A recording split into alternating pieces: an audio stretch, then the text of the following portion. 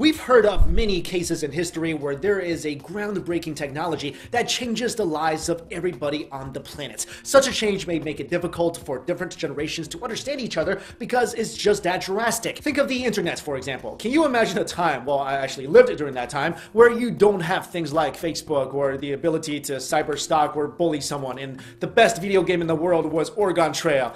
I still feel so sad that Susie wandered off during the hunt. Anyway, it was a much simpler and in many ways a better time back then, but you get my point. And we've talked about this a lot on this channel, and we all know that technology is taking over, and sooner or later, robots will be an integral part of our lives. And for some of us, they may even become part of us. And this change may actually be coming sooner rather than later, because according to Google's director of engineering, Ray Kurzweil, there's a good chance we could even become parts robotic superhumans in the next 12 years. And if you're wondering why we should take this guy from Google seriously, well, he's not perfect, and he doesn't have a crystal ball, I don't think, but he has made around 147 predictions since the 1990s, and he's had a success rate of 86%. Kurzweil speaks of a term called singularity, which he believes is the reason why dramatic changes are coming so soon. Singularity is a phrase that comes from mathematics, meaning a point where we can't find its exact properties. In the last 2 decades, however, the term singularity has often been associated with science due to two thinkers, Werner Wendt and the same Ray Kurzweil. And here, singularity is when carbon and silicon-based intelligence will merge to form a single global consciousness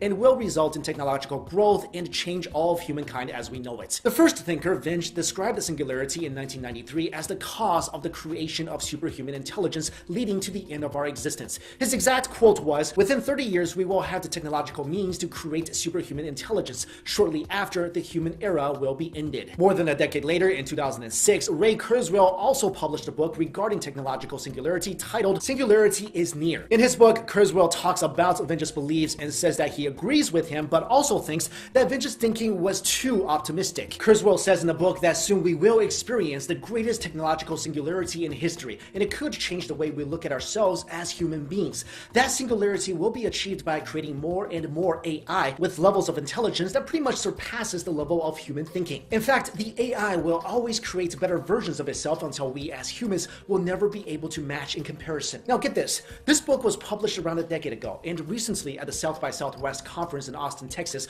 Kurzweil once again confirmed his predictions and also said that we will turn into superhumans sometime in the next 12 years. He says that this process is already underway, because think about it, we're already completely addicted to our phones. I mean, did you ever lose your phone? It's like you lose your mind. It's like you lost your firstborn child. Anyway, Kurzweil is currently working on Google's machine learning project and says that the next step is to wire such technology into our brains directly, so we'll have endless knowledge, but we'll also be, well, not ourselves anymore. And robots slowly infiltrating our society, our daily lives, is nothing new. It's not something that just started happening about a decade ago. The first industrial robot, Unimate, arrived in 1962, and ever since then, we've been made to look like fools by the monotone metal machines. Places like Rethink Robotics are making robots that can work with humans and learn things in a matter of minutes. Robots are being used in the battlefields to fight alongside soldiers. Robots are even getting literary awards in places like Japan. There are also chips that are being invented that will embed themselves in people's brains in order to make them stronger, faster, smarter, better. Not only that, scientists now have CRISPR, a tool that lets them edit genes at ease, which is doing mind-blowing things like rendering viruses inactive and creating disease-resistant crops.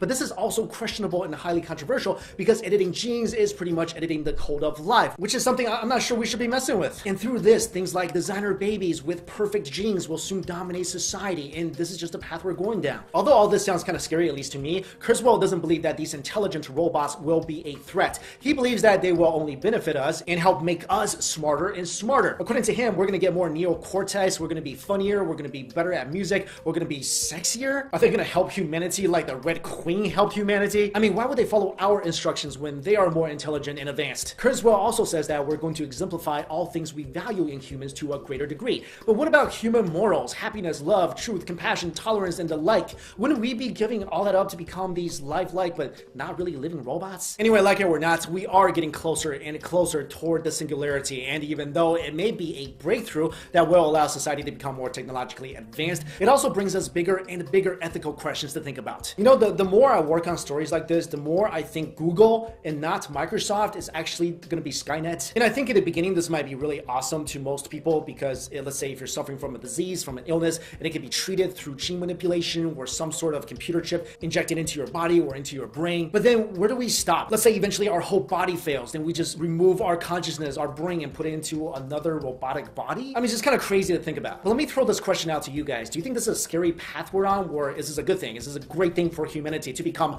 better? Let me know in the comments below. Thank you all so much for watching this video. See you later. Hey guys, thank you all so much for watching Beyond Science. It's Mikey Chan. We've heard of many cases in history where there is a groundbreaking technology that changes the lives of everybody on the planet. Such a change may make it difficult for different generations to understand each other because it's just that drastic. Think of the internet, for example. Can you imagine a time, well, I actually lived during that time, where you don't have things like Facebook or the ability to cyber stalk or bully someone, and the best video game in the world was Oregon Trail. I still feel so sad that Susie wandered off during the hunt. Anyway, it was a much simpler and in many ways a better time back then, but you get my point. And we've talked about this a lot on this channel, and we all know that technology is taking over, and sooner or later, robots will be an integral part of our lives. And for some of us, they may even become